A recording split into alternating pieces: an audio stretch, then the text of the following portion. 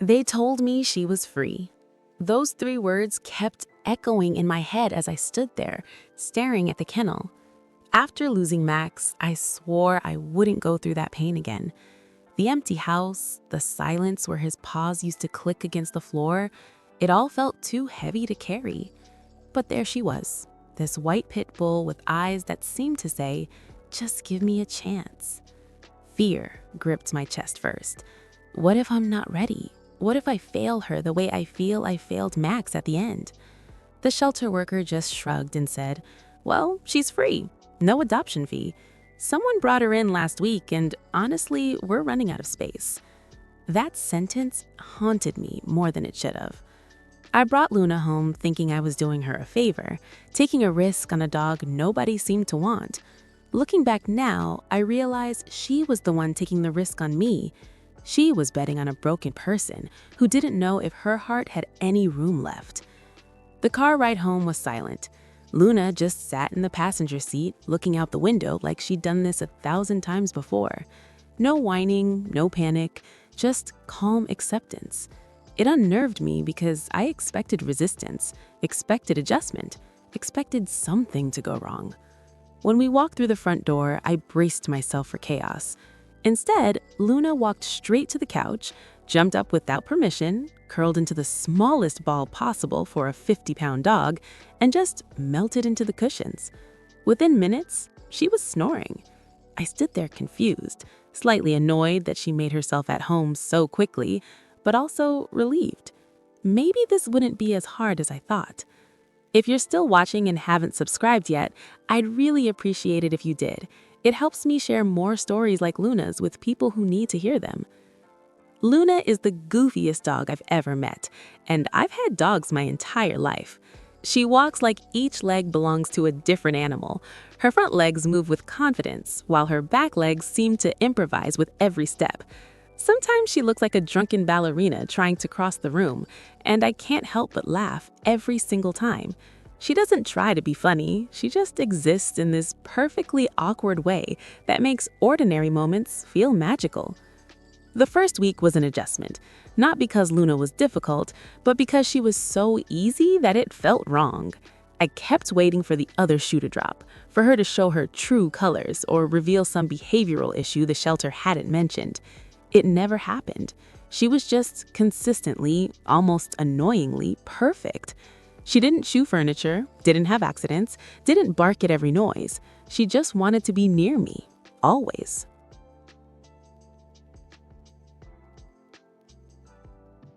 Luna is extremely vocal, but not in a way that signals distress. She talks. She has this entire vocabulary of sounds, ranging from low grumbles to high-pitched squeaks, and each one means something specific. If I'm working at my desk too long, she'll make this sound like a creaky door that needs oil. If I'm petting her and stop for even a second, she revs up like a motorcycle, demanding I continue. At first, I thought something was wrong with her. I took her to the vet 3 times in the first month, convinced she was in pain.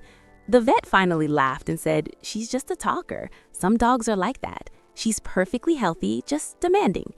One night, about a month after bringing her home, Luna jumped on the couch and immediately yelped. She held her back leg up, refusing to put weight on it. Panic shot through me. Not again. I can't lose another dog. I rushed her to the emergency vet, my hands shaking the entire drive. They took x-rays and discovered she had a partially torn ACL in her knee. Surgery was recommended. The cost was steep, but there was never a question in my mind.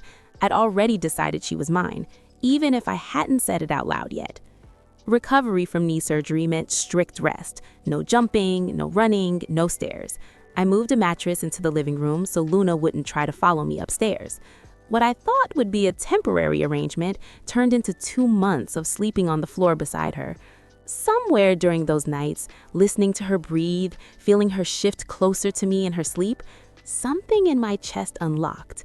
The grief I'd been carrying since Max died didn't disappear, but it made room for something new. Luna didn't replace Max. That's not how love works. She just carved out her own space in a heart I thought was too damaged to open again.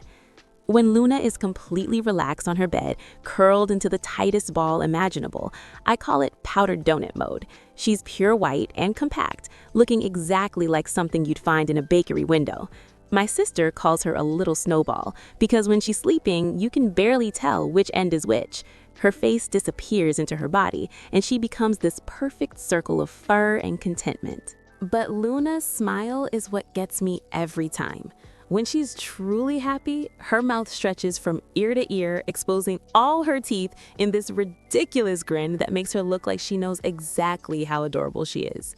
People stop us on walks just to comment on it. "Is your dog actually smiling?" they ask. Yes, she is. And she knows the effect it has. I work from home, which means Luna and I are together almost 24/7. She follows me from room to room like it's her assigned job. If I go to the kitchen, she's right behind me. Bathroom, she's waiting outside the door. Sometimes I'll be deep in work and hear a sound from under my desk. I'll look down to find Luna sitting there, staring up at me with those brown eyes, just making sure I haven't disappeared. Her neediness used to frustrate me. Now it's just part of who we are together. After Max died, I genuinely believed I'd never love another dog the same way. The guilt of even trying felt overwhelming. But Luna, didn't ask for the same love. She asked for her own version, built on different moments, different inside jokes, different routines. She showed me that hearts don't have a capacity limit. They expand to hold whatever we're brave enough to let in. Luna is dramatic, needy, vocal, and fully aware of her power over me. She demands attention and expects to be included in every single activity. But she's also gentle, intuitive, and deeply loyal. She doesn't ask for perfection, she just asks to be close.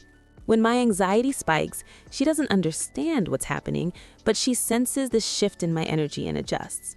Sometimes she'll just sit near me without touching, and somehow that's exactly what I need. Looking back, bringing Luna home didn't just give her a place to live. It gave me structure when my days felt meaningless. It gave me routine when I was drifting. It gave me a reason to get out of bed on mornings when staying under the covers felt easier. I thought I was rescuing her, but the truth is far more complicated than that. We rescued each other.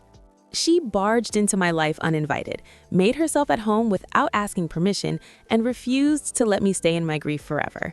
And now I can't imagine a single day without her ridiculous walk, her motorcycle noises, her powdered donut mode, and her ear-to-ear smile. What about you?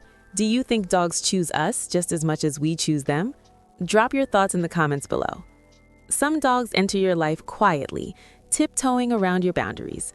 Others crash through the door and rearrange your entire world. Luna did the second one, and I'm grateful every single day that she refused to take no for an answer.